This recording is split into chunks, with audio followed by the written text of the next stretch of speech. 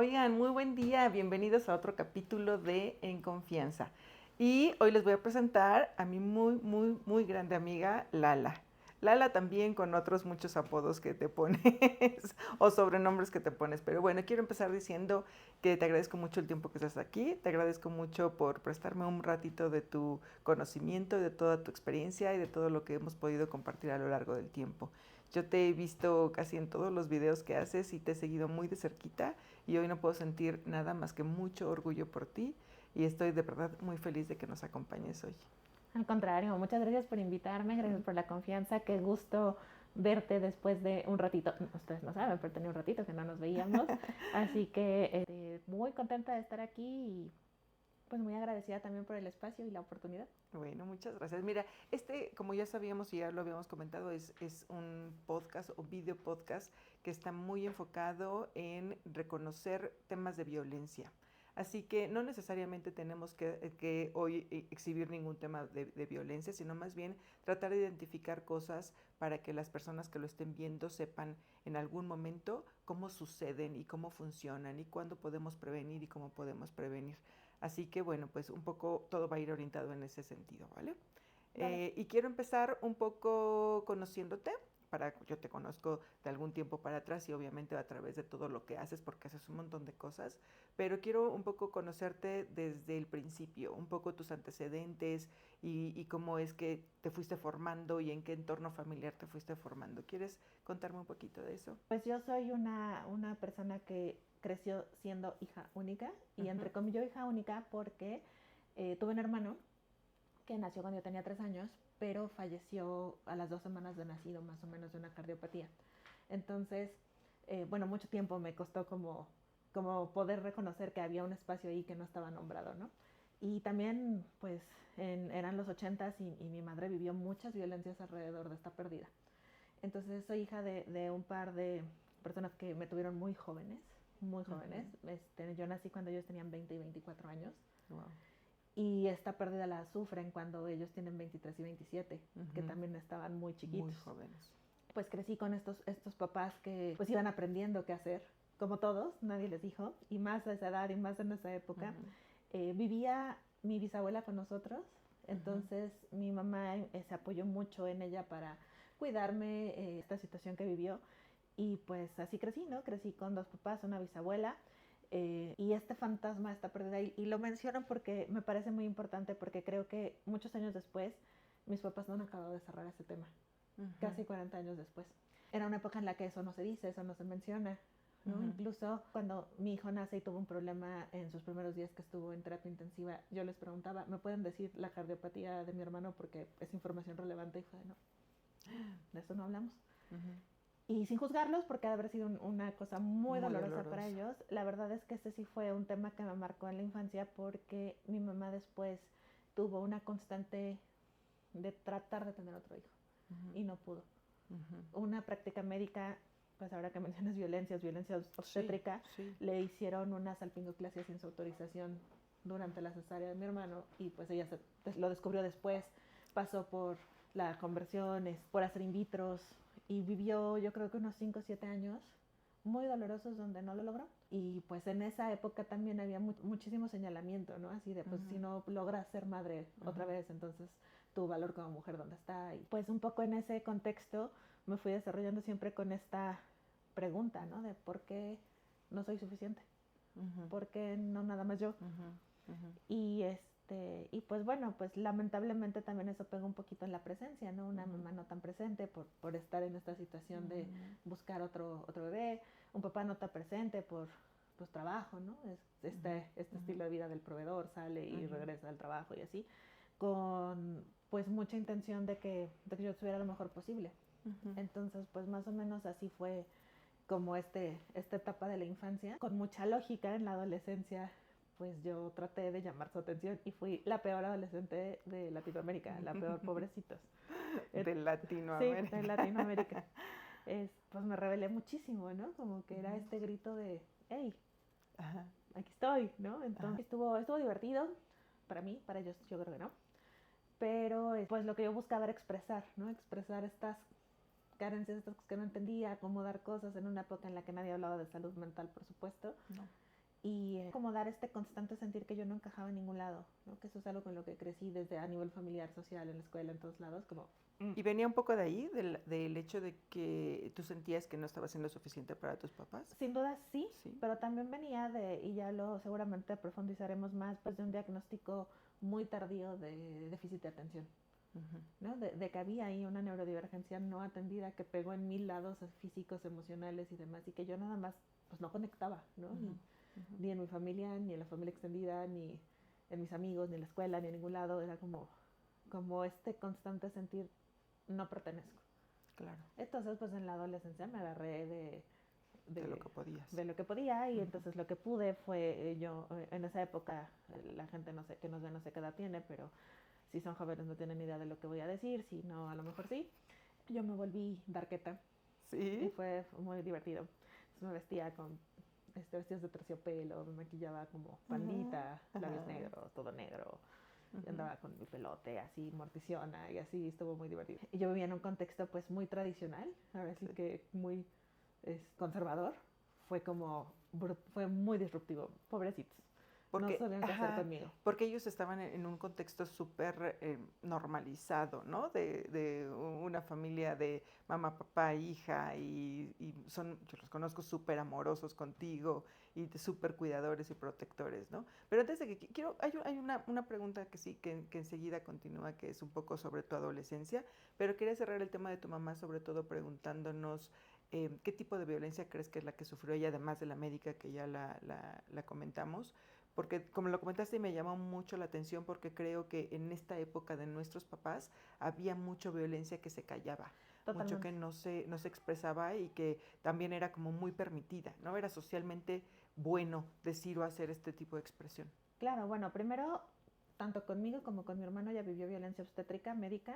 O sea, hace unos años estaba yo revisitando el parto que ella vivió conmigo para un relato, y la empecé a entrevistar y me empezó a contar, y yo no podía creer las cosas que me contó. O sea, cosas, por decirte solo un dato, que 18 médicos durante su parto la auscultaron y le hicieron el tacto, por ejemplo, ¿no? O sea, una cosa que es de... En tema como de enseñanza médica. Ajá, de vengan todos, porque ahí. era un caso que se estaba complicando, Sí. entonces pues exhibirla como un objeto y no tratarla amorosamente. Y lo mismo con la pérdida de mi hermano, ¿no? Tengo entendido que ella no tuvo ni oportunidad de verlo, y eso es algo muy importante. De hecho, es parte de llevar este luto, ¿no? Entonces poder reconocer esa pérdida y no.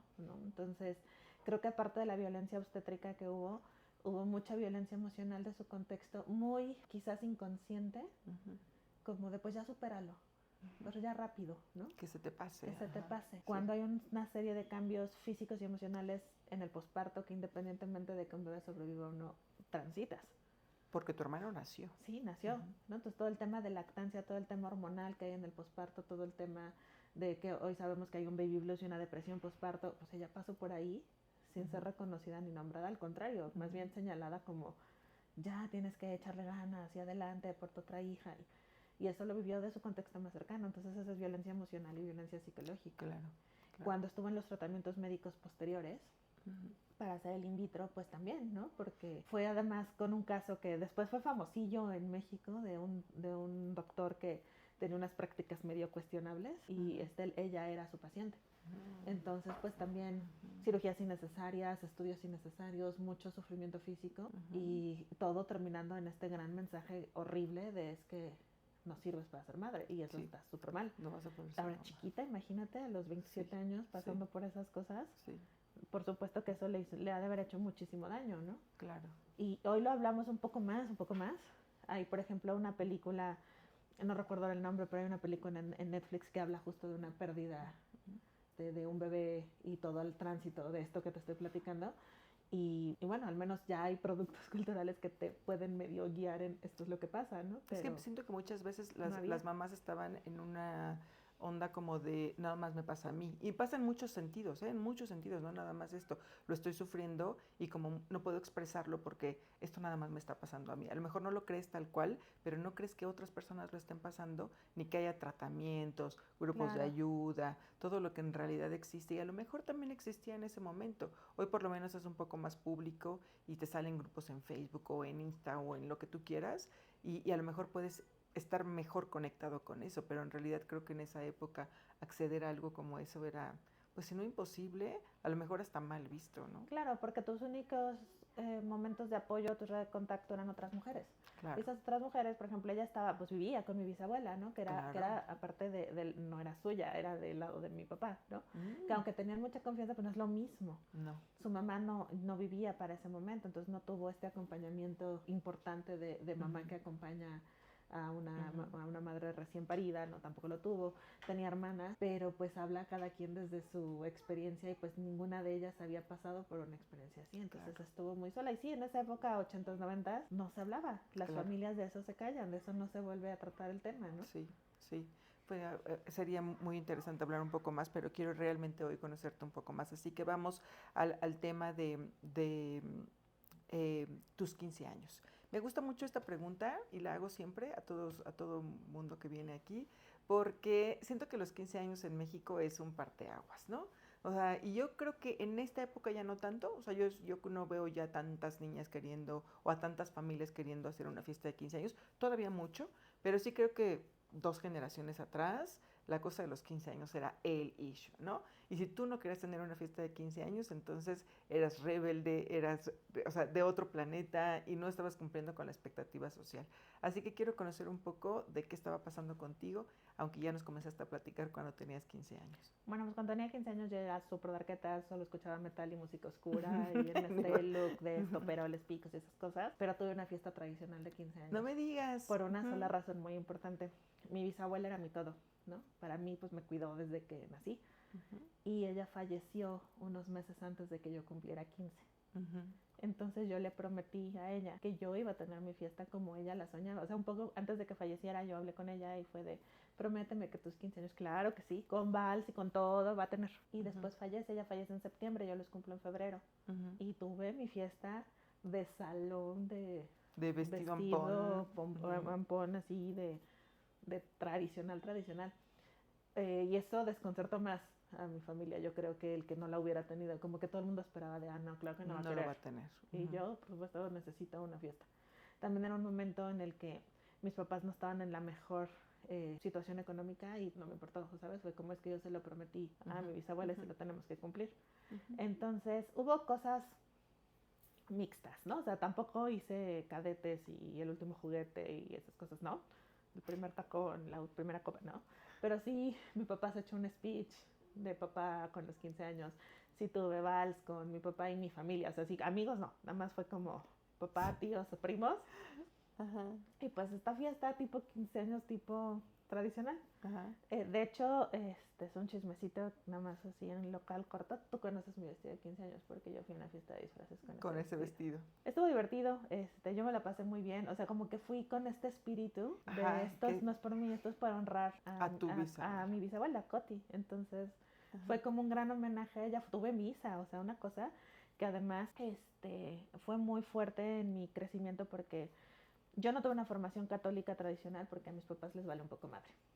Mi bisabuela no, mi bisabuela sí era como... Sí, era súper católica. Ella era hasta catequista y me preparó y esas cosas, pero yo no pude tener, y al final fue una decisión, pero no tuve primera comunión. Chisme corto, me preparó mi bisabuela, fui a la iglesia, estoy lista, háganme mi primera comunión, y el sacerdote me dijo, no, tienes que hacer el curso de aquí, quién sabe quién te preparó. Me ofendí muchísimo y me fui. Yo tenía 10 años cuando eso pasó y decidí que yo no lo iba a hacer. Y me ofendió mucho porque se refirió muy feo a mi bisabuela. Así, quién sabe qué cosas del demonio te enseñó esa señora. Y yo, atacada, se acabó. Llegan los 15, me hacen la misa y pues yo no le dije a nadie que yo no había hecho primera comunión. ¿Y ahí hiciste tu primera comunión? Pues me dieron de comulgar, pues sí. ¿Qué iba a hacer yo? De, oiga, señor sacerdote, discúlpeme, pero no he hecho esto. Pues yo seguí y mi abuela, o sea, la mamá de mi papá era súper católica. Y entonces en las fotos, así ya sabes, afuera con mi vestido, los padrinos y se me acerca y me dice, eres una hereje, ya no existes para mí. Y me dejó de hablar muchísimo tiempo. No me digas. Pero tenía 15 años, era una chiquita, ¿no? Entonces para mí sí fue súper fuerte y fue algo también como que me alejó de ella, de ese sector de mi familia muchísimo también. Y pues también, ya no es que estuviera yo cerca, ¿no? Pero pues fue un corte con la religión. ¿Tu papá opinó algo de eso? Porque pienso un poco por las formaciones, ¿no? La formación de abuela-papá. Que también siempre es de mucho respeto y demás. Se enojó muchísimo, o sea, sí fue un problemón ese.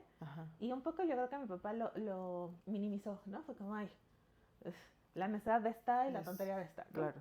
Pero ajá. sí fue algo muy fuerte en mi Ujú. vida, pues que mi abuela me dijera eso, fue de, Ujú. pues va, ¿no? Como hereje, imagínate. Ajá. O sea, así mis 15 años.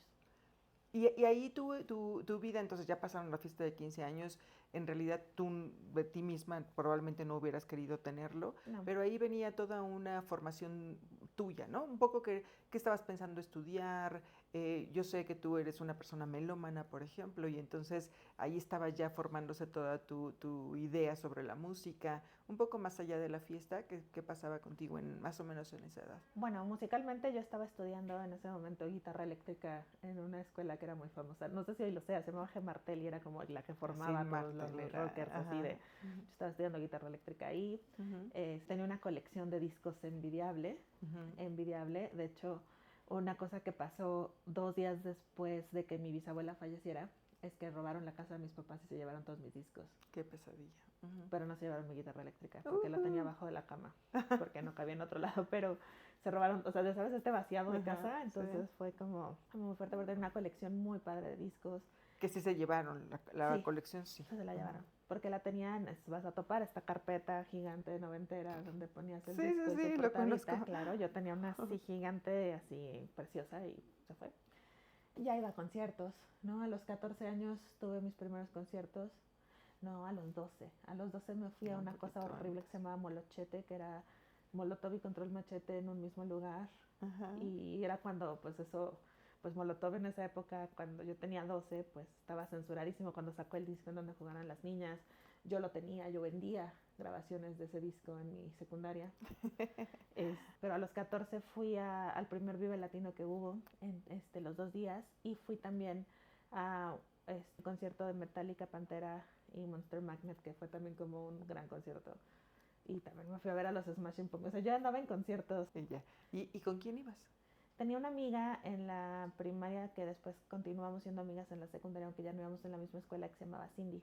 Ujú, Ella tocaba la batería, yo tocaba la guitarra. ujú. Era una gran amistad. Era una gran amistad. Entonces, pues me iba con ella. Ajá. Al Molochete en la secundaria sí me fui con las chicas problema de la secundaria. Ujú, Ahí sí ujú, fue como, fue ujú. todo un drama. Y pues mis papás me daban permiso. Yo hoy pienso, por ejemplo, hoy que estoy al frente de la crianza adolescente Sí, de una niña de 16 años, yo no la dejaría ir bajo ninguna circunstancia sola al Vive Latino, claro que no. O sea, la totalmente, he ¿no? llevado, pero con nosotros. Y, pues eran otras épocas, ¿no? Pues era como, pues que se vaya a su concierto. ¿Y tú sí sientes que eran otras épocas o que sí estabas corriendo peligro?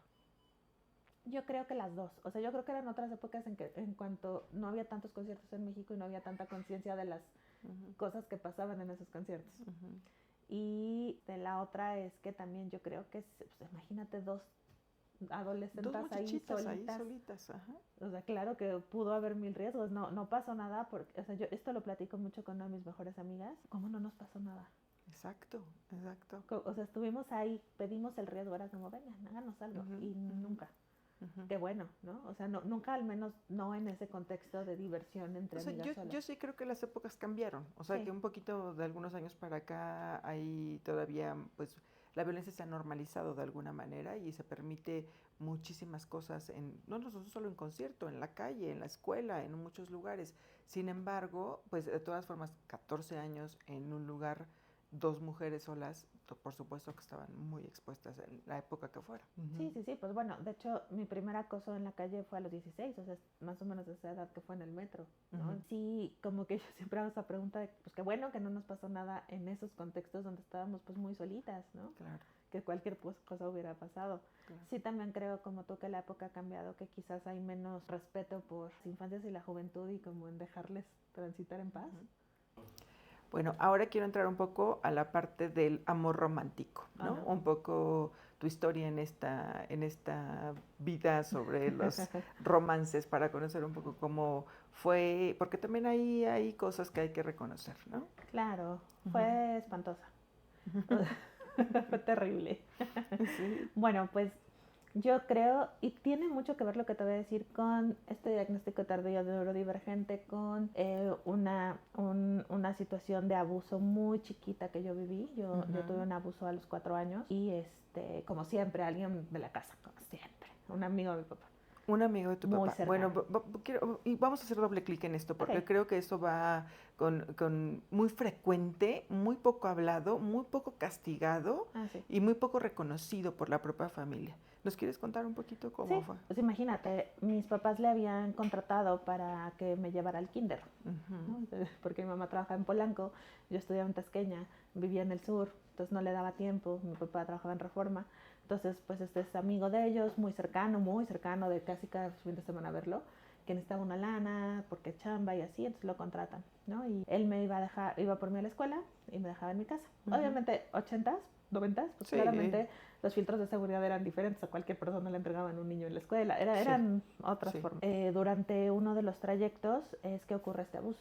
Ujú. Yo nunca quise profundizar, ahora te explico por qué, si solo fue una vez o fueron más.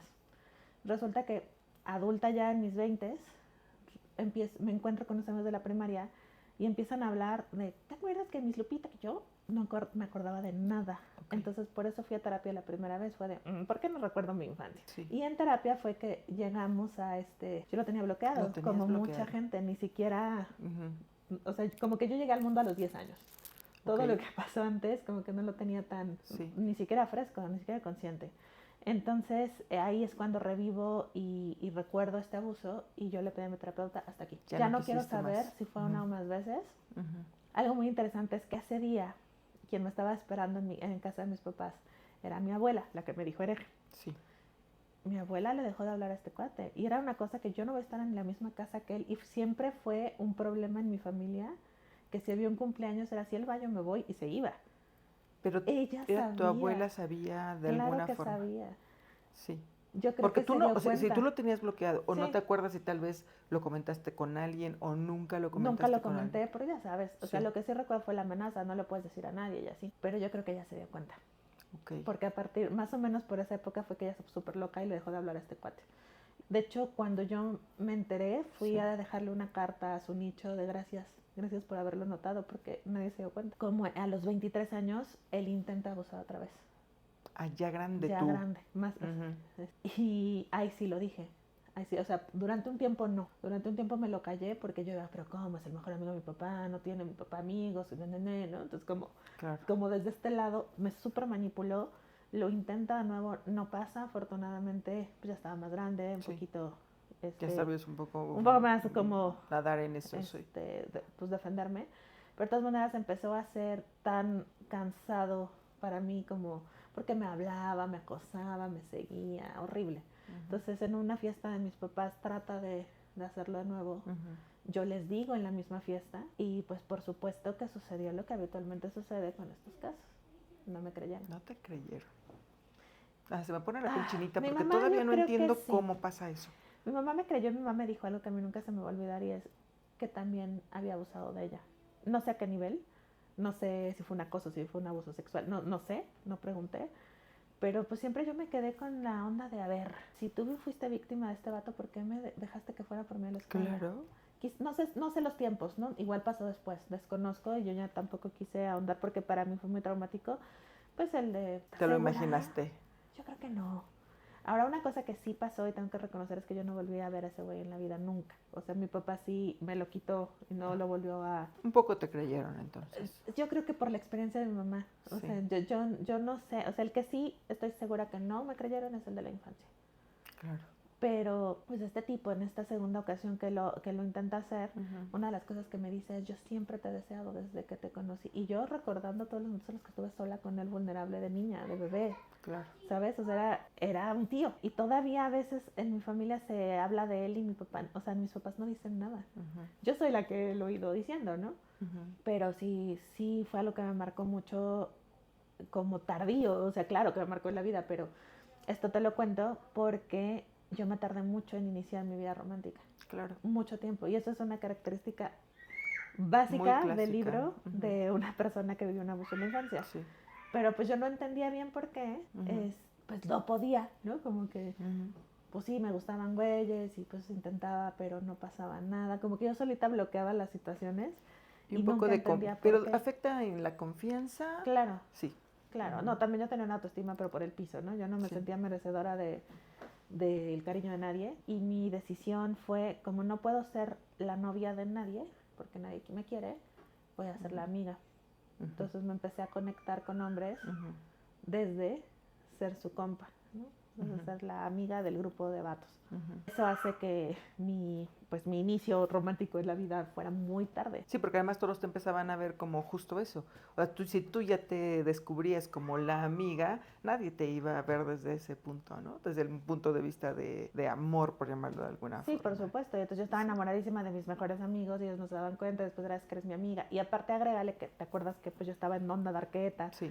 Entonces pues me podía ir a conciertos con ellos, claro, y hablar de música. Entonces era como este perfil de morra. Esta cosa súper, creo que es misógina que muchas mujeres tenemos muy jóvenes y no nos damos cuenta. Es verdad. De decir, soy distinta a las otras, yo no soy la princesita, ¿no? Yo soy la que se va a echar una chela contigo. Y entonces ahí vamos despreciándonos entre nosotras, y es algo, pues claro que en esa época yo no lo tenía ni presente, ¿no? Y un poco te vuelves... pues no como a sus órdenes, pero sí. Un poco sí, ¿verdad? O sea, lo he visto, creo que también un poco también tengo la experiencia, no tan marcado, pero sí como tengo que agradar, entonces tengo que servir. Y entonces yo te ayudo, yo te llevo, yo te compro incluso, claro, ¿no? O sea, incluso es hasta regalos si tú quieres, de dinero incluso, ¿no? Te invito, yo pago, yo hago, yo, con tal de pasar tiempo contigo. ¿Pasa esto? Sí, claro que me pasó. Por supuesto que, bueno, en esa época yo no tenía mucho dinero que dar, pero el domingo sí, lo guardas para eso.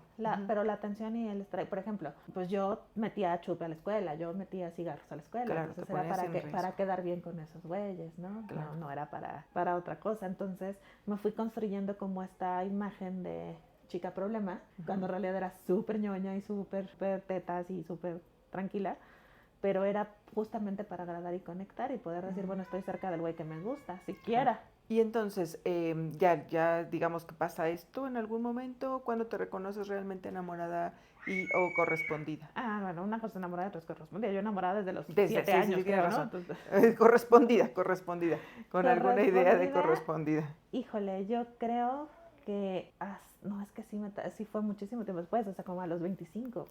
O sea, ya fuera de la época estudiantil, o sea, que es como mi primera relación, que además todo mal con esa relación, sigo siendo buena amiga de esta persona, pero todo mal con esa relación, porque yo tenía pues este despertar sexual muy dormido, ¿no? Pues no, yo llegué virgencita a los 25 años, entonces ya hasta me hablaban mis amigos el día de la Virgen a burlarse de mí, o sea, era una cosa, pero por otro lado proyectaba una imagen de que no. Claro. Y yo construí esta narrativa donde yo le decía a la gente que no era mi confianza, no, yo perdí la virginidad a los 12. Así andaba yo por la vida en la secundaria y me creían, ¿no? O sea, imagínate cómo me construí. Ya a esa edad, cuando cumplí 25, dije, no, ya, esto se acabó. Esto ya no puedo seguir siendo virgen. Entonces yo tenía un buen amigo, nos gustábamos, teníamos un programa de radio juntos de metal, bla, bla, bla. Entonces fue de, oye, ¿qué onda? Y pues se armó, pero en ese plan. No como realmente una relación formal. Pero por supuesto que, a ver, yo tan grande, con este retraso, con estos abusos vividos, con esta situación de querer siempre que alguien me pelara, me volteé a ver una persona, claro que yo me quedé ahí enamoradísima, por supuesto, años. Es que había un pequeño detalle. Esta persona pues tenía pareja. Y de hecho esta relación termina porque yo descubro en redes sociales que se va a casar. Y fue como, no puedo seguir yo con esta situación. Límites sí tuve cosas muy horribles. Pero ya que descubrí como que era tan fácil, o sea, un poco me pasó, no sé si has visto esta serie de Euphoria, pero hay un personaje ahí con el que yo conecté rudísimo. La vi. Está la morra que escribe fanfics. Yo soy una viejita, entonces no sé ni cómo se llama. Ella se llama, creo que Bárbara Ferreira, pero el personaje no me acuerdo cómo se llama. Yo para todo lo que signifique memoria no tengo nada, pero la vi y sé de qué me estás hablando. Sí. O sea, conecté mucho con ese personaje porque eso fue lo que me pasó. Fue caray, es súper fácil. Claro. Que aparte yo entré en una práctica pues sexual muy poco amorosa y muy poco cuidada porque pues yo nunca le notifiqué a esta persona cuál era la real situación. Entonces me di cuenta de que era muy fácil y entonces dije, pues yo de aquí soy, y me propuse una meta y la cumplí. Que dije, yo en un año tengo que haber tenido 10 experiencias sexuales con diferentes hombres. ¿Cómo no? Y así fui, y entonces me fui como del otro lado. La peor Pero seguía habiendo pero el tema de autoestima. Claro, es lo mismo, solamente que en lugar de ser la compa de estos vatos, pues ahora soy la que sí presta. Pero en el fondo, una amiga lo decía así, la putería en el nombre del amor. Yo lo que buscaba era una pareja y una relación, y eso era lo que siempre quise. Pero por supuesto que me iba a buscar vatos no disponibles, o gente que no me tomaba en serio. De un perfil, de un cierto sí, perfil todo el siempre, el maldito mismo perfil del artista maldito, ¿no? El poeta maldito, el músico, el escritor, o sea, siempre era como gente que yo sabía con la que no iba a poder conectar, y que bueno, en esta historia, pues yo no tuve una relación formal, así un noviecito, hasta puta, como los 32, 33 años. Okay. O sea, todos eran amantillos. Y pasé muchas cosas, unas muy buenas, unas muy malas, gente increíble, gente horrible, pero siempre en este lugar, desde el que yo no me merecía esa relación. ¿Y hubo un momento en el que hubo un clic, un cambio, algo en tu mente que dijo, ya no me lo merezco, o no, o solo pasó? Fue una combinación de ambas. Ya en esa época, ya en mis 30, pues con este estilo de vida, donde pues nunca conectaba con nadie, donde siempre pues estaba pues ahí nada más agarrándome güeyes y morras así sin saber quiénes eran. Y yo tuve un tema medio fuerte de abuso de alcohol y de sustancias. Pues alguien que era muy cercano a mí, que también tuvo muchos problemas, y esto se metió en el trabajo, en la vida, en la familia, ¿sabes? Súper feo. Y entonces esta persona se rehabilita, yo decido acompañarlo en su rehabilitación, y en su rehabilitación me doy cuenta que tengo broncas fuertes con el alcohol. Vengo de una familia donde hay personas pues que tuvieron problemas con el alcohol tan graves que murieron. O sea, tengo también esa predisposición. Lo noto, me doy cuenta, me rehabilito acompañando su rehabilitación. O sea, yo iba como familiar a la clínica. Tú no tomaste la rehabilitación, pero estabas ahí. No, pero como familiar tienes que ir diario mediodía. O sea, una cosa, al menos en la clínica en la que trabajé. Y entonces yo les dije, ¿puedo trabajar mi rehabilitación también? Sí. Y entonces, pues, te hablo de que habrá sido 30 días, que fue lo que duró, de terapia, no solo en la clínica o de los procesos de la clínica como familiar, también los procesos como alcohólica, y yo iba a terapia diario. Entonces fue un mes transformador. Full transformador. Y terminando esto, pues esta persona sale de la clínica, yo quiero como retomar las rutinas que tenía, empieza a no conectar, ¿no? Empieza a fallar, eso terminó reventando como buena. Yo creo que relacionarse con una persona adicta tiene dos caminos, la separación o la locura fina, o sea, no hay otro. Darme cuenta que esta persona realmente estaba teniendo muchos problemas para poder salir, como que me hizo abrirme como de otra manera. O sea, y aparte yo cambié muchísimo en ese tiempo. Entonces se acercó para mí un vato horrendo, violento, espantoso, pero él fue mi primer novio. Pero fue justo después de esta experiencia, me agarró súper vulnerable, y con toda esta trayectoria de nadie se fija en mí por primera vez, yo lo tomé como, claro, esta vida anterior era una vida que yo no me merecía el amor, pero ahora que soy un ser de luz, ya me lo merezco. Y híjole. Y no. No recomiendo. Pues fue una relación de 10 meses, 11 meses, no fue tan larga. Fue una relación, él me dijo desde el día 1, o sea, yo nunca, no vi las red flags, no las vi. Desde el día 1 me dijo, yo creo que esto es una relación formal. Nada de tus cosas, nada de vamos viendo.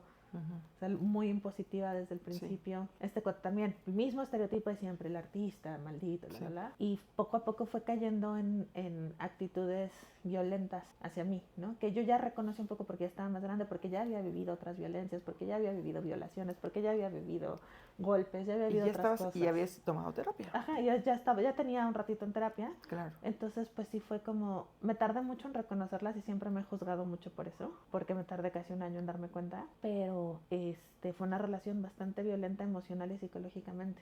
¿Y qué eran? ¿Qué fue lo primero que te castigas por no reconocer? Como el haberme permitido estar cerca de la violencia física otra vez, porque yo ya había vivido en esta época de amantes, cosas locas, de violencia física. Y me juré que nunca iba a volverlo a permitir. Casi, no llegó, pero estuvo a nada, así ya 3 segundos de llegar. Entonces fue de, aparte, cuando esto sucedió yo no estaba estábamos en Guadalajara en un viaje, y o sea, fue como este momento de epifanía de, ¿o no? Y agarré mis cosas, empecé a empacar, y me gritaba y me decía, ¿dónde vas? Que no sé qué, yo voy a mi casa. Claro. Agarré, me fui al aeropuerto, compré un boleto de avión. Claro, ya era otro momento en la vida, ya tenía yo la autonomía y una tarjeta de crédito para dar un tarjetazo y comprar un boleto de avión, pero sí fue como, ahí tronó esa relación. todavía me costó como un mes soltarla, ¿no? Y yo decir, ya no quiero estar contigo. Y para que eso pasara, tuve que tener un choque horrible de una carambola espantosa. Tuve que pasar por más violencia psicológica y emocional de este güey. En un proceso de separación. En un proceso, o sea, como que yo, más bien, me tardé en decirle, ya no quiero estar contigo. A ver, porque quiero como hacer un resumen de esto, porque pasa un montón de veces. Es como, reconozco que ya no quiero estar con él, me tomo un montón de valor como para decir, me voy, me salgo, termino, y luego todavía ahí hay un periodo en el que no te vayas, yo te amo, perdóname, por favor. Y creo que ahí es donde tienes que tomar como mucha más fuerza, mucho más valor, mucho más reconocimiento como para lograr que el final termine. Pero sí creo que este periodo es un periodo de mucha fuerza mental y que necesitas un poco estar acompañada de alguien que te va tomando un poco de fuerza. Tú me lo confirmas ahora o Totalmente. no, pero tienes que tener la mano de alguien para poderlo lograr. Totalmente. Yo no me daba cuenta cómo me estaba manipulando. Sí. O sea, cómo me dejó de hablar una semana después de Guadalajara y me echó la culpa a mí. Y luego nos reunimos para platicar y él habló 4 horas y no me dejaba hablar a mí. Y era como, no lo vi. Hasta que tengo el choque, decido no hablarle. Él no se enteró que yo tuve un choque de la gravedad que tuve. Esta persona era una muy buena amiga mía. Me dijo, como, ¿qué estás haciendo, no? Sí. Yo también iba a terapia, pero pues una cosa es ir a terapia y otra cosa es mentirle al terapeuta, ¿no? Entonces yo dije, claro, súper bien todo, magnífico. Claro. Claro que la terapeuta se daba cuenta y me iba empujando, pero pues tampoco podía, o sea, ya no sabía que ya estaba en una situación de riesgo, ¿no? Entonces, esta amiga me hace esta intervención y le dije, ok, de acuerdo, termino con él hoy. Y yo todavía lo había citado en mi casa, imagínate. Sí. Y ella me dijo, no, a verlo. Sí. Aparte yo estaba inmovilizada de la pierna, tenía un collarín del brazo, o sea, estaba súper madreada de ese choque y yo lo iba a recibir en mi casa. Afortunadamente vivía muy cerca de un café, entonces fue en ese café y ahí fue donde, pero todavía fui sola a decirle ya no quiero estar contigo. Y todavía me regresé toda cojita y con todos tus yesos. Con todos mis yesos, ¿no? Entonces creo que sí me expuse mucho. Y eso es lo que me reclamo y eso es lo que me juzgo, como, ¿cómo no me di cuenta? ¿No? Yo que he defendido y acompañado a tantas mujeres para salir de violencias, ¿cómo yo misma no lo vi? Tanto cuando me pasó, como ahora que estaba inmersa en esto y no lo notaba. Nomás no lo notaba. Ya que o sea, pasaron 3 segundos de haber roto esa relación cuando empecé a hacer todo el recuento de válgame. Pero un poco pasa esto, o sea, sí creo que tenemos que ser esas mujeres que hablan, que opinan, que dicen, sin afán de hacer nada, ni tampoco muchas veces sin el afán de que te hagan caso.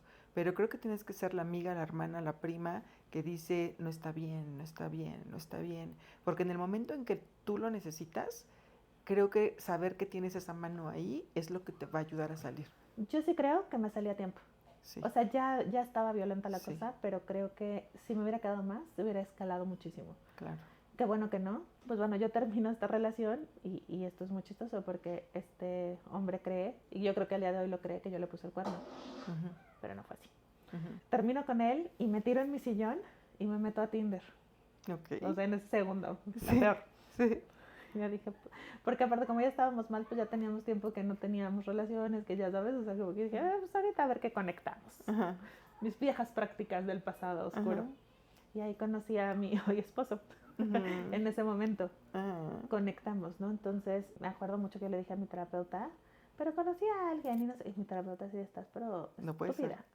O sea, tienes que salirte a Tinder en este instante.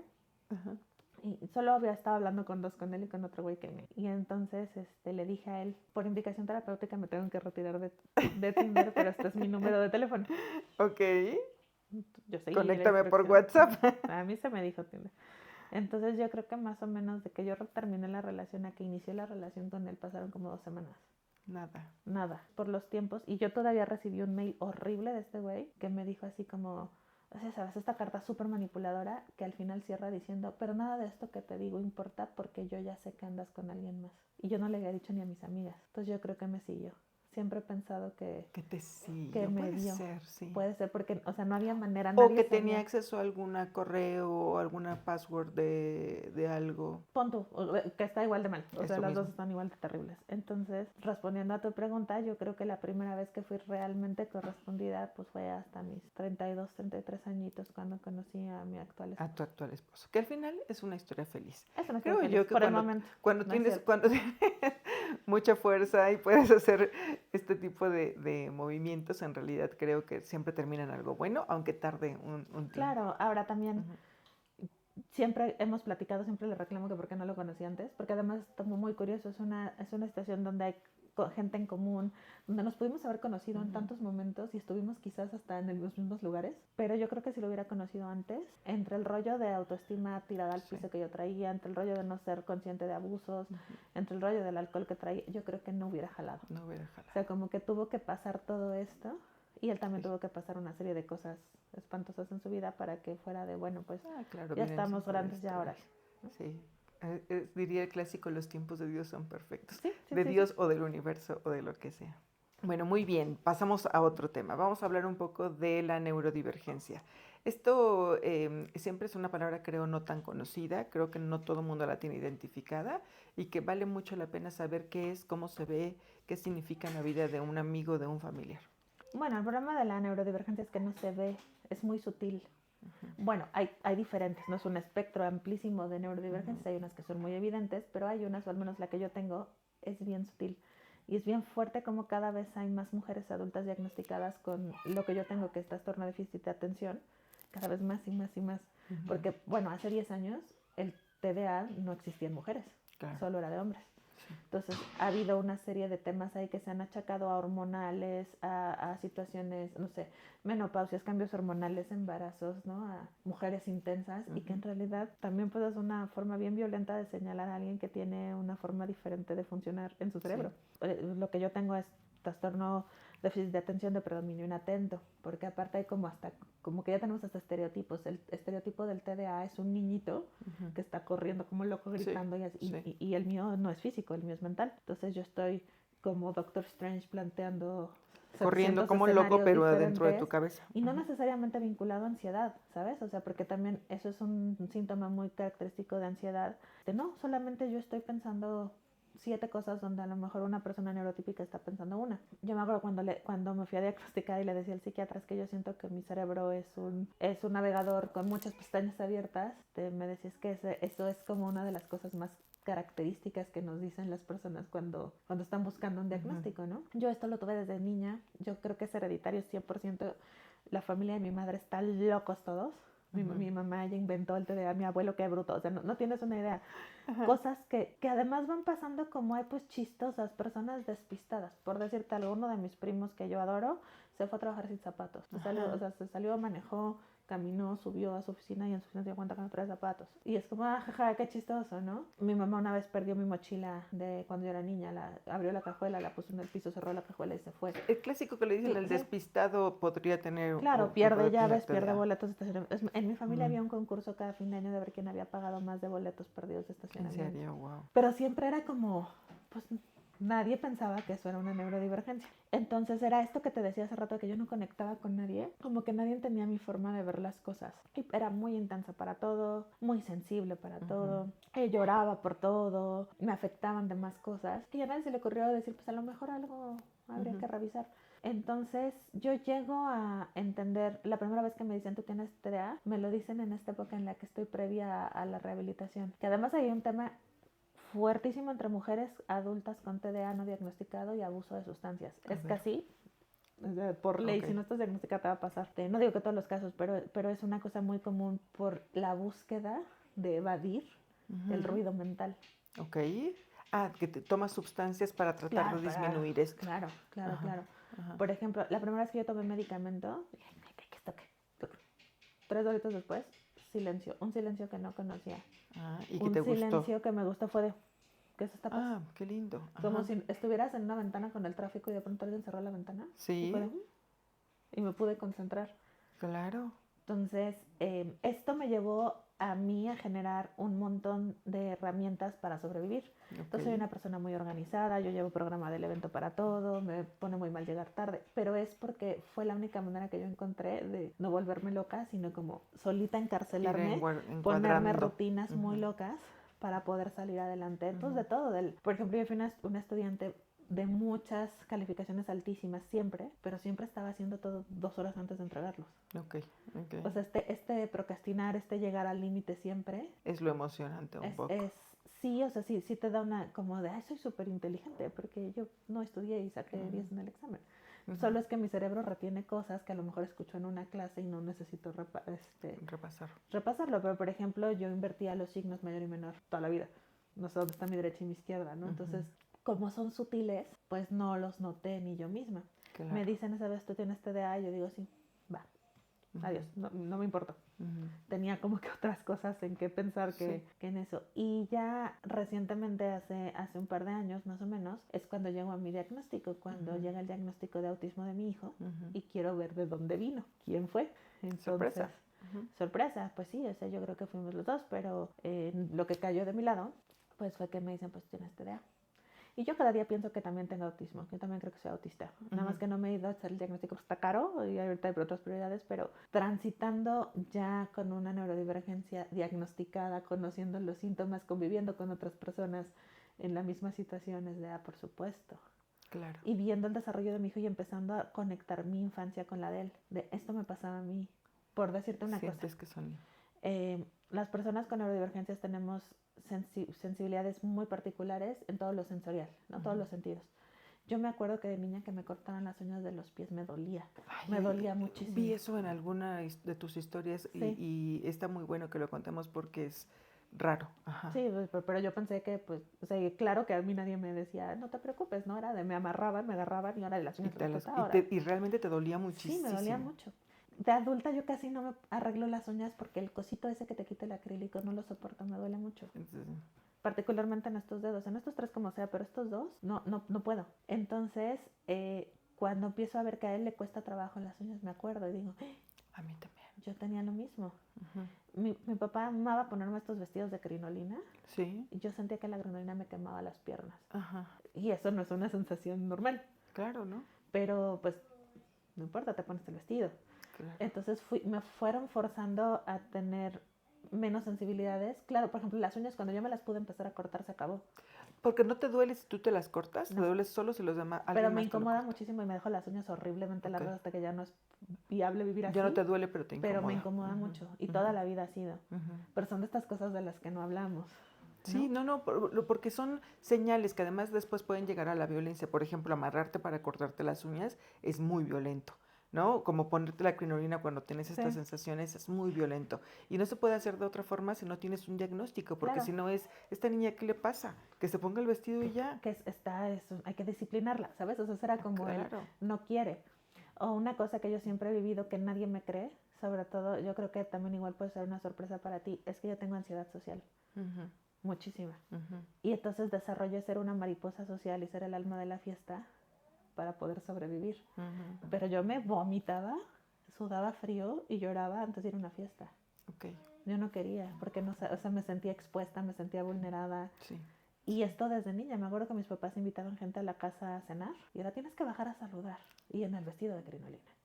Y era, te lo juro, diarrea, vomitada, o sea, así súper mal. Y tenía que ir de buenas noches, yo me voy a dormir. Y eso que era tan sencillo para mí era un sufrimiento. Claro. Entonces, pues fui desarrollando, pues el haberme hecho de arqueta, este era como un escudo para que no se me acerque cualquiera. Claro. El tener súper buenas calificaciones era como también otro poco, que ¿no? Nadie me moleste. Que nadie me esté molestando. Era la niña de no te presto mis plumones, pero no era porque no te los quisiera prestar, era porque no quiero que me hables, porque me siento mal. Y después como que se me volteó, que esto es algo que nos pasa mucho a los que tenemos TDA. Hacemos unas estrategias buenísimas para hacer almas de la fiesta y los más chistosos y los más divertidos y los vámonos a tal lugar y sí, tal cosa. Y es más, yo me organizo unas fiestotas siempre. Pero después, el cansancio físico, te queda un hueco, el shutdown, o sea, me tengo que dormir un día para poder reponer la energía. O sea, no es cargar pilas, sino es dejarla ahí. Y es solo para mantener una red social contigo. Claro, y esto me pasaba también de chiquita. Los shutdowns, esa fue una de las cosas que es muy característico, ¿no? Haz de cuenta, una situación muy estresante. Ejemplo, mi mamá se infartó una vez. Y yo tenía 10 años y estaba sola con ella en Disneyland. En Estados Unidos, sí, además. Ejemplo 2, en una turbulencia brutal donde la gente ya estaba llorando, rezando y corrían las azafatas, ¿no? Sí. Ese tipo de situaciones me desconecto. Bye. Adiós, me duermo. No sirvo para nada. Como si me desmayara. Sí. Del shutdown de mi mamá desperté cuando un bombero estaba abriendo la puerta con un hacha. De lo del avión desperté cuando ya habíamos aterrizado. Pero en situaciones Wow. muy críticas me desconecto. ¿Pero te duermes literal o sí? Estas ausencias son Ujú. shutdowns, que es un término que nos pasa a muchos neurodivergentes cuando la estimulación ya topó. Ujú. Entonces a mí me pasó mucho con situaciones muy estresantes en la vida, Ujú. más de niña, pero también me pasa, pero bueno, tú me decías que está cruda. No Ujú. necesariamente. Era Claro. como, no puedo con el Tuve mundo hoy, demasiado. tuve Ujú. demasiado, bye. O Ujú. cuando estoy muy saturada de trabajo, de cosas, así cuando peor, ¿no? Así de, ahorita es Te cuando necesito necesito no funciona, ahorita, adiós. bye 2 horas. Vaya, ¿No? vaya. Ahorita me pasa mucho en las noches, que yo me duermo antes de que mi hijo se duerma y no me doy cuenta. Sí. Entonces o sea, estos shutdowns, los meltdowns que son las crisis, también era de, pero ¿por qué te pones así? Si no es para tanto, ¿no? Este constante reclamo. Sobre todo, por ejemplo, cuando me sentía rechazada, yo me ponía súper mal llanto, ya sabes, caliente, gritón, así de, Sí, sí. me ponía súper mal y era de, No es tranquilo, para tanto. no es Ujú. para tanto, ¿no? Y si era para tanto, porque eso es otra manera de vivirlo. Pero al final, te digo, es muy sutil, entonces la gente no lo, o sea, Sí, era la exagerada intensa. ujú. Se combina con otras cosas. Claro, o yo tenía estas conversaciones interminables, no sé, con vatos que no me pelaban. 3 horas me los encerraba en un café de, pero ¿por qué? Porque yo necesitaba acomodar en mi cerebro la explicación muy sencilla que era, pues, ¿por qué no? Y ya. Ujú, ujú, Era, pero ¿qué hice mal? Necesito saber porque yo tenía que desarrollar otra estrategia ujú, para que el siguiente sí. ujú. Entonces lo iba a exprimir hasta que fuera, yo tuviera toda la data ahí para poder, Ahí bien viuda negra, ¿eh? jaja, súper loca. Si un día me le paré a un güey en su casa así, no me voy de aquí hasta que no lo entienda. Ajá. Entonces, pues esas cosas es de está loca, ¿no? Sí, sí. Bueno, se cataloga sí, se dice sí, pero hoy estamos dando ejemplos como para ver Claro, y entender un poco que realmente necesita diagnóstico, atención. ¿Y qué se hace cuando ya una vez estás diagnosticada? ¿Es terapia, es ejercicio, es medicina? ¿Cómo todo funciona? junto. Bueno, primero yo tengo 12 años en terapia y eso me parece que es lo que me ha hecho sobrevivir y los que vengan. O sea, Ujú, terapia para mí es un acompañamiento y yo creo que debería ser para el mundo, pero es un acompañamiento ujú, permanente. Psiquiatra, ujú, psiquiatra es importante, medicamento es muy importante. Yo pude ujú. funcionar muy bien con el medicamento y fue una vida hermosa. Diferente. Ahorita no lo estoy tomando por el embarazo y es una vida muy triste otra vez, pero bueno, muy caótica, pero ya se Caótica. podrá. Conciencia, ¿no? Como poderlo hablar con alguien. Tengo una muy buena amiga que también es mamá, que también es neurodivergente, donde a veces le hablo y le digo, es que ya no puedo por esto, y me contesta en nuestros términos. Ujú, Lo podemos entender, ¿no? claro. Sí, sí, está en lo mismo, te estás hablando con alguien que Sí, habla tu mismo red de lenguaje. apoyo creo que es muy Ujú, importante. Neurólogos a veces también. Resulta que yo en la infancia tuve una epilepsia que se llama gelástica, ujú, que es la que tiene el Watson de Joker, que se ríe ujú. solito, medio Sí, creepy. Bueno, sí. yo tenía eso de niña. Ok. Y en mi familia fue como, pues es que le dan ataques de risa, así hasta Ujú, que llora y se vuelve loca, ¿no? ujú. Y una vez me desmayé y me hicieron un electroencefalograma y fue, pues listo, fin. Ajá. Ya que yo llego a los diagnósticos y me dicen, esto es epilepsia gelástica, es de, y eso es parte de la misma neurodivergencia. Dentro de mi déficit de atención, mi cerebro crashaba y hacía un Ay, glitch Lala. Ajá. cuando las cosas estaban muy estresantes. Porque hoy esto Sí, me pasaba, aparte, ya te has de imaginar, vestido de crinolina, restaurante mamón, sí. donde tengo 8 años y es de te tienes que portar bien y no sé qué. Y no, y te Y daba. bye. Sí, porque estás en estrés, Claro. estás en estrés. Ajá. Entonces yo tengo que tener muchas estrategias para gestionar el estrés, pues diferentes, ¿no? Claro, O sea, no claro. solo es como, o sea, yo antes vivía en un departamento que tenía un balcón y a cada rato yo estaba gritando en ese balcón, ¿sabes? O sea, era como, sí, darme chance de soltarlo. Claro, claro. Vaya, vamos a pasar a Lala mamá, Lala empresaria, porque Ok. creo que ahora con todo tu antecedente, todo lo que traemos atrás, lo que ya hemos hablado incluso del corazón, eres una mujer empresaria muy exitosa. Así que quiero saber un Gracias. poco cómo transitaste por eso y cómo decidiste ser mamá, porque ahora combinar estas dos cosas no creo que sea nada fácil. No está fácil. Pues mira, yo creo que por mi mismo TDA fue que terminé siendo empresaria. Yo salí de la universidad, de una buena universidad, y las expectativas eran que yo tuviera un buen trabajo. Entonces yo salí a ganar 2,000 pesos de becaria. Tiró todas esas expectativas. Sí. Entonces nunca duré en un trabajo más de un año. Nunca, Ujú, no pude. Duraba ujú, meses. pero siempre era porque me buscaba otro mejor, me buscaba otro mejor, y me buscaba otro mejor. Y entonces trabajé en lugares bien buenos, bien importantes, pero los dejaba por otra cosa. Y eso también me ha pasado con mis mudanzas, también me he mudado muchas veces y creo que es por lo mismo. En el último trabajo que tuve fue el trabajo de mis sueños, el que yo siempre quise. Y este trabajo fue, bueno, no fue el último que tuve, digamos, antes de ser empresaria, era ser reportera de espectáculos de un periódico de circulación nacional. Es correcto. Y yo era muy feliz porque además tenía la fuente de teatro, que también me apasionaba mucho el teatro, ¿no? Y fue un infierno. O sea, fue una empresa que me explotó como nadie, que me maltrataba, que maltrataba a todo el mundo. Creo que lo siguen haciendo, qué porquería de lugar. Pero yo me quería demostrar que podía. Y fue muy fuerte decepcionarme del trabajo de mis sueños. Y me acuerdo que renuncié. Cuando renuncié fue, pues es que no sirvo para trabajar. No sirvo. Sí, esto era lo que más quería, claro. y ya no lo estoy Pues no. disfrutando, ¿qué voy a hacer ahora? Y aparte siempre me decían que también es una característica neurodivergente que tenía problemas con la autoridad, que es verdad, sí los tengo. Entonces decidí ser mi propia jefa porque entonces no me iba a poder pelear conmigo misma, lo cual no es cierto. ¿O sí? Era una creencia. Y entonces desde los 25 años, muy chiquita, puse una empresa. No es ni lo que me apasiona, debo reconocer y ser súper honesta, no me dedico a lo que me apasiona y me hace feliz ni nada, pero ha funcionado y le tengo mucho agradecimiento y sí le tengo cariñito, tampoco es que, ¿no? No es que yo sea de contadora habiendo estudiado comunicación, ¿no? Pero un poco sí a veces. Un poco eres contadora un poco y administradora. Sí. Entonces, pues puse una agencia de publicidad. Pero me tocó justo el nacimiento de la comunicación digital y yo la entendía muy bien. Entonces yo creo que el que mi empresa hoy viva y haya pasado por muchas cosas y haya sobrevivido tiene que ver con que me supe anticipar muy bien esos momentos. Y entonces, pues ya, pues esto pasó hace muchos años, muchos años. Sí, tu agencia debe tener 12, 15 años por lo menos. 15 años. Si no es que más, sí, 15. Ya es una empresa que pasó. Y Nosotros ya cuando pasó. analizamos empresas decimos 3 años, 5 años. Después de 5 años ya tu empresa va a existir. Sí, no, ya son 15 al menos y ya pasó por una separación de socios, por este drama de la rehab y así que fue de que también le pegó por allá. Y pues ahí vamos, ahí está, ¿no? O sea, para mí fue muy importante cuando me separo de mi socio y empiezo desde cero otra vez, cuando logré que la empresa nueva llegara al mismo nivel que estaba la anterior. Ahí fue cuando fue de ella.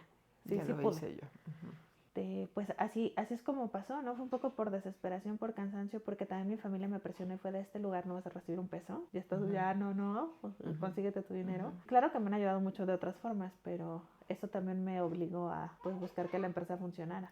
Pero hablo, y me gusta ahora, entraremos a lo de ser mamá, porque cuando tú eres una persona no violentada precisamente, pero sí con algún tema de baja autoestima, a veces tienes baja autoestima en un lado y en otro lado no. Y en otro lado lo haces muy bien y normalmente estás compensando. ¿No? Normalmente eres buen estudiante, lo haces muy bien en tu carrera, lo haces muy bien como mamá y después cuesta mucho trabajo manejar el tema de la autoestima. Por eso creo que me importa mucho hablar de este tema como para hacer ver que es normal y que pasa esto y que normalmente no normalmente, muchas personas exitosas también se dejan violentar y es normal, no es que está bien o está mal, sino que sucede y tienes que darte cuenta de que las cosas pueden cambiar de alguna forma, ¿no? Sí, totalmente. Yo creo que yo siempre compensé sentirme no querida y rechazada con ser muy buena en el trabajo. Claro. Entonces, hasta yo decía, yo no nací para amar, nadie nació para mí, pero voy a ser la que va a tener la mejor empresa y le voy a meter toda la chamba. Claro. Y así fue, ¿no? Entonces, solo que mi crisis más fuerte viene cuando me embarazo, porque yo dije, la empresa va a tronar, porque yo estaba metida en todos los procesos y fue, ¿y sin mí qué va a hacer? Claro. ¿Y sin mí qué va a pasar? Que creencia más tonta yo no tenía, ¿no? Pero sí fue como que dije, híjole, esto sí puede causar un problema. En tu economía. Claro. Ajá. Sí, pues de ahí vivía, pues era todo tu ingreso. ¿Y luego te embarazaste? Pues sí, me embarazo. ¿Te fuiste de incapacidad? Porque en algún momento tienes que hacerlo. Mi hijo nació el 27 de diciembre y el 31 yo estaba haciendo cierre de mes. No tuve incapacidad. Y eso está mal. Espero que con sí, estoy diseñando todo para que con este embarazo sí la tenga. Claro. Pero yo no me preparé lo suficientemente bien. Y por lo mismo, por el tema de inseguridades y baja autoestima para poder soltar y confiar en alguien más mi negocio. Sí. Entonces ahorita ya tengo red de apoyo, ya tengo personas a quien les puedo dejar las cosas, ¿no? Pero cuando esto pasó, aparte pasó en la pandemia, entonces estaba toda esta incertidumbre en el negocio de... Nos fue muy bien, que bueno, nosotros fuimos de los que nos vimos beneficiados porque pues todo lo digital creció. Claro. Pero fue en un momento en el que no sabíamos si la empresa incluso sobreviviría. Es la incertidumbre Sí. lo que permanece aquí. Sí, sí, sí. Ujú. ¿Y cómo dirías tú ahorita la combinación de todo esto? Que es súper complicado, que se puede, que necesitas. Hablaste un poco de la red de apoyo y creo que por ahí va un poco la respuesta. ¿Cómo combinas todo esto? Pues es que no se puede hacer todo. Es Ujú. este mito de la supermujer, supermamá, que puede hacer todo al mismo tiempo y tener la casa limpia, el niño perfecto, la empresa chingón o el trabajo. No, no es cierto, no se puede, es un mito, no hay manera. Lo único que hay somos mujeres muy cansadas que estamos pues intentando todo el tiempo hacerlo. Y yo creo que la única manera es red de apoyo. No hay de otra. O sea, yo no cuido a mi hijo mucho tiempo, lo cuida una niñera. Pero si esa niñera no estuviera, no podría hacerlo la empresa. Y de la empresa dependen más de 20 personas. O sea, tengo una responsabilidad más allá solo de mi familia, ¿no? Hay 20 familias que dependen de esto. Entonces, pues claro, eso no significa que sea una mamá ausente. Trato de estar. Justo. ¿No? La culpa es rudísima. Eso ha sido lo más difícil, pero pues hay que transitarla porque hagas lo que hagas va a estar mal. Si eres mamá de tiempo completo, estás mal porque no generas ingresos. Si eres mamá que trabaja, estás mal porque trabajas. Si eres... Al menos lo que yo sí creo, y lo creo profundamente, es que tener un negocio te permite flexibilizar tus tiempos mejor. Que un horario de 9 a 5. Claro, porque si mi hijo tiene que ir a terapia a las 4, lo puedo llevar. Y a lo mejor voy a trabajar esa noche. O me voy a parar muy temprano a trabajar. Puedo. En cambio, un trabajo tradicional es más difícil. Tengas la posibilidad de tener estas alternativas. O las juntas de consejo del último viernes de cada mes que hacen las mamás que trabajan. ¿Quién se los cuida? Yo tengo quien me lo cuide, pero ¿quién se los cuida? ¿No? Y el trabajo de cuidados cae en otra mujer, ¿no? Que es la abuela, generalmente. O alguna mujer de la familia, porque siempre va recayendo en mujeres también. ¿Qué pasa si te hablan de la escuela? 10 de la mañana, el niño se cayó, se siente mal, ese tipo de cosas. Un negocio sí te lo permite mover. Un trabajo no. Entonces yo creo que el emprendimiento o generar empresas es lo que podría empujar a maternidades más fáciles. Parte de mi red de apoyo es esa posibilidad, ¿no? Entonces, y me ha pasado, ¿no? Un día estaba llevando a mi hijo a la guardería diciéndole, mandándole un audio a una clienta, yo voy a llegar 10 minutos tarde a la junta porque pues, se me hizo tarde, bla, bla, bla, y en eso mi hijo tuvo un accidente. De ambulancia y así, entonces se cancela, ¿no? Tal persona la toma, pero tuvo que existir una persona que pudiera tomarla. O sea, estabas con confianza de tenerlo así. Vas construyendo entonces, vas construyendo alrededor de esta necesidad. Es red de apoyo, pero la red de apoyo implica soltar. Y soltar implica confiar primero en que estás eligiendo a las personas adecuadas, es confiar en ti, y para mí confiar en mí es difícil. Claro, porque si no vas a confiar en el tío que lleva a la niña a la escuela, ¿no? Y eso yo creo que ese miedo sigue ahí todo el tiempo, ¿no? Por supuesto, por supuesto. Una de las cosas que pues mi esposo y yo hemos hablado muchísimo es, no lo podemos garantizar, pero sí podemos hacer todo para evitar que nuestros hijos pasen por situaciones de abuso, sobre todo pues desde este lado de haber sido víctima, ¿no? Entonces creo que es un poco más fácil estar más atento a las señales. Esto no nos gusta. Y bueno, no tienes que vivirlo, por eso estamos haciendo estos podcasts, para que puedas reconocer cosas, ¿no? Sí, claro, también es importante eso, ¿no? Que hay gente que dice no confíes en nadie a tus hijos, y tampoco se puede, también tienes que soltar. Claro. Hay una frase que dice, se necesita un pueblo para criar un niño. Y sí, no, solas no podemos. No. Y tampoco en conjunto, porque mi esposo es el padre más presente y también pues trabaja en el negocio, y eso nos permite pues entrarle, ¿no? Combinar. Combinar, pero hay veces en que no es suficiente con los dos. Entonces sí necesitamos construir red de apoyo. Lala, vamos a hablar un poco ahora sobre el feminismo, desde tu posición, que ya vimos que es una posición bien fuerte, muy poderosa, con muchas situaciones que manejar al mismo tiempo. ¿Cómo lo ves tú? Creo que es muy importante, creo que es muy necesario, pero creo que no solo es uno, creo que hay muchos feminismos y los tenemos que escuchar a todos. Sí. A mí el feminismo me decepcionó y me rompió cuando fui madre. Cuando me di cuenta que hay feminismos que rechazan a la maternidad por, pues no sé, si sentir una traición al feminismo per se, o, ¿sabes? Por haber caído. Al final, pues yo tengo una familia tradicional, ¿no? Marido, esposa, niños. Soy como no tan feminista, ¿no? Y hay muchos espacios que no reciben amorosamente ni a las madres ni a las infancias. Hay otros que no. Hay otros feminismos que son los más transversales, los más abiertos, pero sí creo que cuando yo descubrí y me sentí rechazada por el mismo feminismo que yo seguía, fue como, órale. Porque tú crees que entonces como tú eres mujer, eres sola, eres autosuficiente, no necesitas ni a hijos, ni a esposo, ni a nada, y desde aquí tengo mi bandera. Claro, es como yo decidí no tener hijos y eso me da más valía, y las personas que tienen hijos son estúpidas. Wow. Y a lo mejor sí, no es cierto, pero pues el punto es, el feminismo existió para podernos dejar decidir y eso es algo que a veces se olvida. Claro. ¿No? O también están los feminismos que a mí me asustan, que son los feminismos excluyentes. Lo primero que yo hice cuando tuve a mi hijo fue unirme a un grupo de Facebook que se llamaba Crianza Feminista. Dije, por supuesto, yo voy a criar a mi hijo desde el feminismo. Y 3 horitos después me di cuenta que eran trans excluyentes y fue de no. Porque yo qué voy a hacer si el día de mañana mi hijo decide que esa es su forma de vivir y yo estoy haciendo aquí una cosa excluyente, ¿no? No, tampoco nos gusta. Entonces creo que tenemos que encontrar como la media es que más el feminismo, feliz. como yo lo veo, es un monstruo de 1000 cabezas. Antes decía de 100 y ahora pienso que es de 1000 cabezas.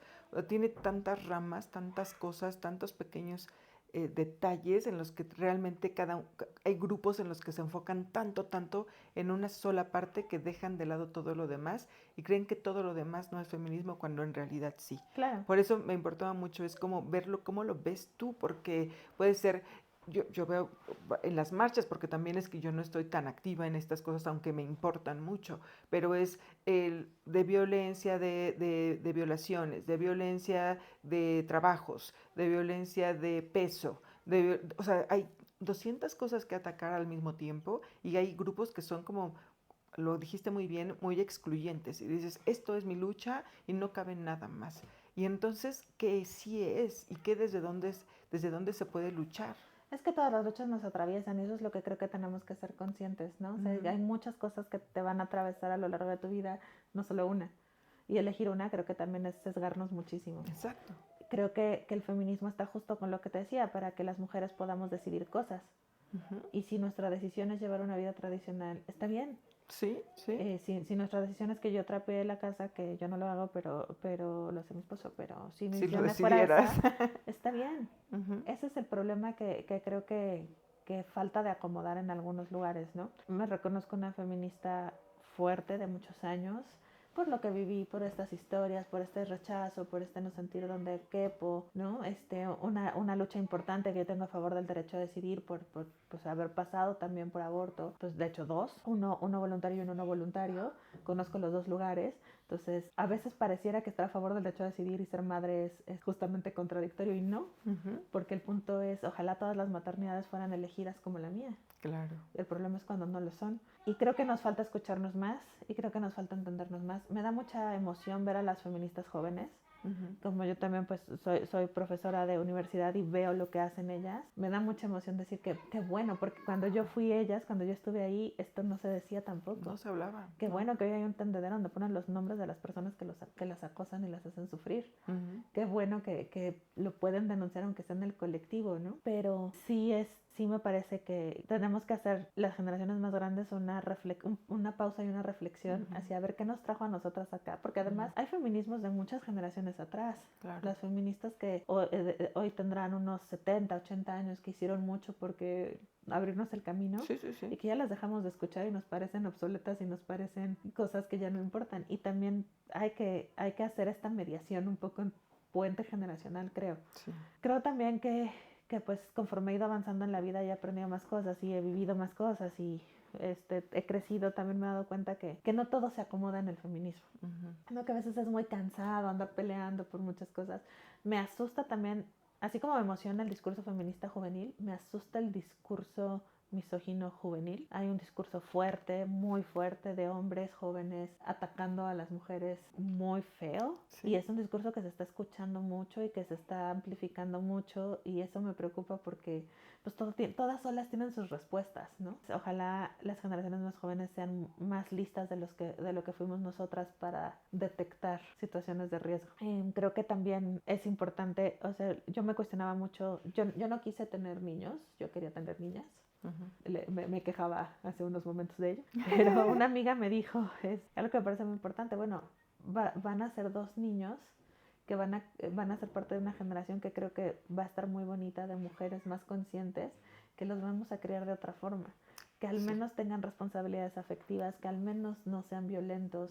Va a haber cosas que no podamos controlar, pero sí creo que es importante darle perspectiva de género a la crianza de ambos lados. Ahí va, hacia allá va, porque un poco el machismo no se tiene que ver solo como machismo, o sea, tiene que ver un poco con educación, con formación, desde dónde estás creciendo y viviendo incluso, ¿no? Tu responsabilidad ya no es proveer, ya no es salir a cazar, ya no es proveer la comida en una casa. Ahora juegas otro papel que es difícil de encontrar, pero que tu familia debería de un poco orientarte hacia dónde va, ¿no? Y tú como mamá de 2 niños próximamente vas a tener un trabajo duro en eso. Sí, porque, bueno, también algo importante, o sea, sí, tu familia te debería de orientar, pero, por ejemplo, viendo hacia atrás, uno aprende lo que le modelan, Sí, no solo lo que le dicen. sí.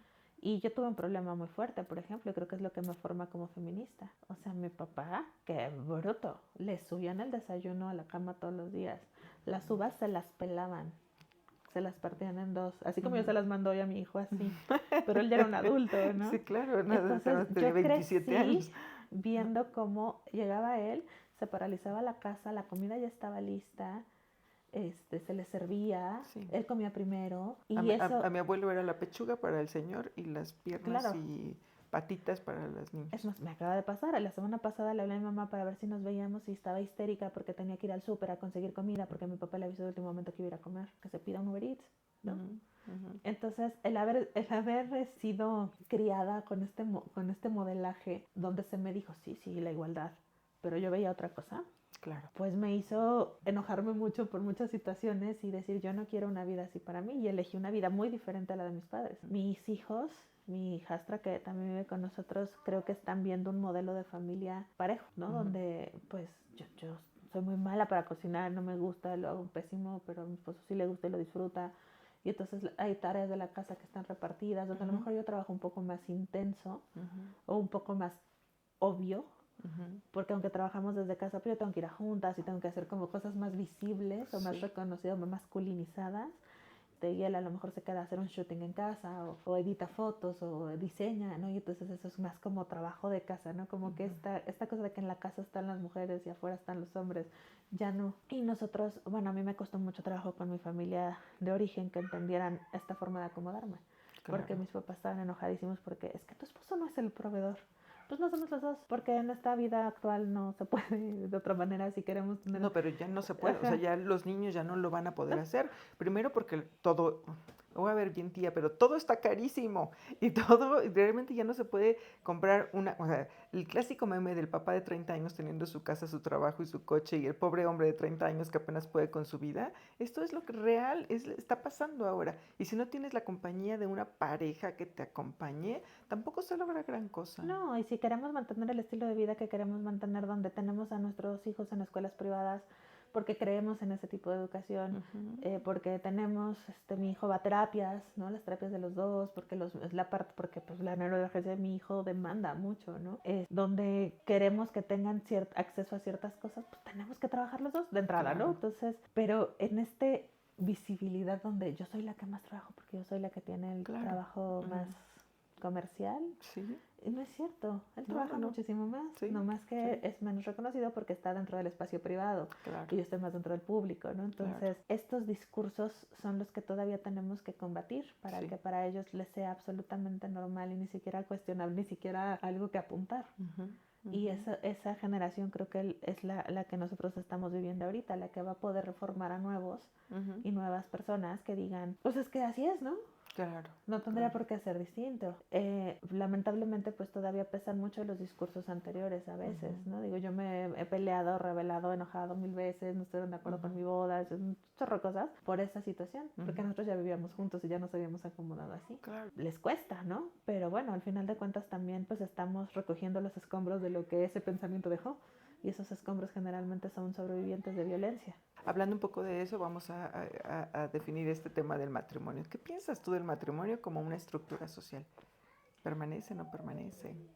Creo que permanece, pero no de la manera tradicional o convencional. Por ejemplo, una cosa que me cuestionaron mucho mis amigas, yo perdí a casi todas mis amigas desde que me casé y fui madrastra, ni siquiera desde que fui madre, ya cuando fui madre se fueron las últimas, pero porque yo me hice cargo de la crianza de Regina desde hace muchos años, desde hace como 6 años, y fui madre hace 3 y medio, entonces una cosa que me reclamaron mucho fue el que me casara. Pues sí, ¿cómo te querías casar? Decidimos casarnos para darle estructura a una familia que estábamos empezando a construir con Regina, porque teníamos la intención también de tener a futuro un hijo o una hija, ¿no? Así como, pues eso necesita una estructura. Eso Y creo. fue por ello que lo hicimos. Que haya un papel o no haya un papel, o sea, nosotros no casamos por el civil ninguna religión, por supuesto, pero que haya un papel o no haya un papel, creo que la diferencia son cosas más legales como herencias, pensiones, cosas importantes que tampoco nombramos. Claro. Derechos, ¿no? Ujú. Derechohabientes, a cosas, es Ujú. importante también. Y creo que es parte de la estructura de lo que formaliza una Ujú. relación. Pero también las personas que han decidido vivir en concubinato, que ese es el término legal correcto, y que deciden no casarse, también tienen ciertos derechos y ciertas cosas, también pasa. Más difícil de demostrar, pero se tiene. Pero sí, Ujú. y está bien. O sea, creo que el punto es que no creo que sea una estructura que se vaya a romper. Creo que más bien el matrimonio tradicional, ese que es porque es lo que sigue en la vida, porque tienes que, porque ya llevo tantos años con un novio y entonces es lo que tiene que pasar después, esa es la que creo que ya no es vigente. Ya no. El tema que yo creo que tiene que cambiar, y nada más quiero que tú ver si estás a favor o en contra, es el tema de vivir juntos. Creo que este tema de tiempos, o sea, no es como tengo un novio, me caso y vivimos, sino tengo un novio, Ah, vivimos y sí, me caso.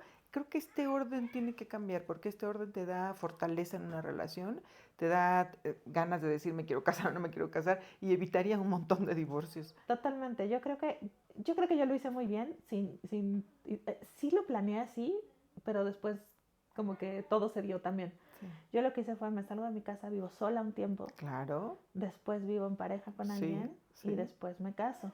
Pero yo sí, ya sabía cómo era yo sola viviendo en un contexto donde nadie me cuidaba más que sí, yo. sí. Yo ya sabía cómo éramos los dos. Vivimos pues como 3 años juntos antes de casarnos, 2 o 3, no me acuerdo. Pero ya nos conocíamos, ya Claro. vivíamos con Regina, ya Sí, teníamos ya también tenemos el una factor hija. Ajá. crianza en común. Ese Ujú. era nuestro siguiente paso natural y lo platicamos, ni siquiera fue, o sea, también esa es una cosa que me reclamaban unas amigas un día, que no fue como esta pedida de matrimonio romántica en la Torre Latino, fue una plática. Y sí, hicimos muchos símbolos porque nos importan, porque también nombrar los símbolos es importante, Sí. pero tampoco fueron indispensables. Ujú. Creo que el problema es que el amor romántico nos hizo mucho daño a muchas mujeres en una etapa muy temprana. Sí. Y también la exacerbación cultural de ese amor romántico en las cosas que veíamos, en lo que leíamos, en lo que consumíamos, Sí. ¿no? Sí, creo que una amiga me decía que fuimos demasiado sobreexpuestas a Sex and the City en una etapa muy temprana, pero este tipo de cosas sí importan porque Claro. también es de donde te agarras cuando familias deciden dejar de hablar de cosas importantes. Entonces, creo que hoy hay otras representaciones y otras realidades y eso también hace la diferencia, pero la recetita de me salgo de casa de mis papás, me caso y después voy a conocer a una persona que nunca he conocido realmente, porque no conoces a alguien hasta que no vives con alguien. Absolutamente.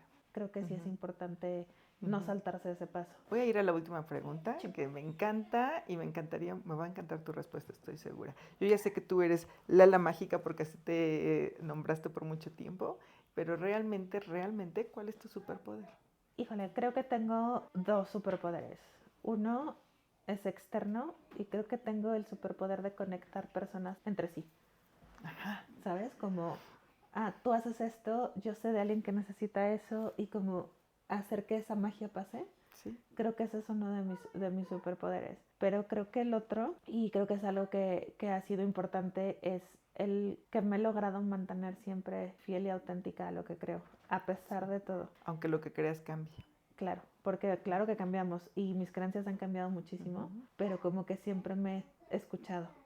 Y Sí. creo que escucharme es mi primer superpoder y el más importante porque no es que no escuche a los demás, pero siempre regreso y toco base a ver si aquí está bien.